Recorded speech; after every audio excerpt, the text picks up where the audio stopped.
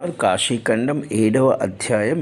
ఒక ఉత్తమ బ్రాహ్మణుడైనటువంటి శివశర్మ తన జీవిత పర్యంతము సంసారము కొరకు పాటుపడి జీవుడి ఉన్నతికి పాటుపడలేదని, ఈ జీవుడి ఉన్నతి కొరకు ఏమి చేయాలి అనుకొని కొన్ని మంచి పనులు చేసి ఉన్నట్లయితే ఈ జీవుడు ఉన్నతి పొందేవాడు.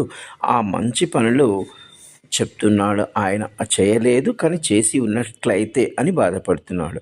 అనాథులకు నిరాశ్రయులకు భూదానము చేయలేకపోతేనే, దేవాలయములకు దేవతా విగ్రహములకు అనేక వాహనములకు సువర్ణ దానము చేయలేకపోతేనే అని బాధపడుతున్నాడు.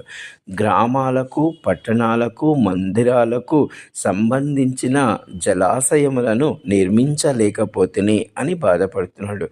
దేవతా అర్చనకు మహాపండితులకు నిరాశ్రయుల అయినటువంటి బాటసారులకు గొడుగులు దానం చేయలేకపోతేనే వేసవి కాలంలో అని బాధపడుతున్నాడు.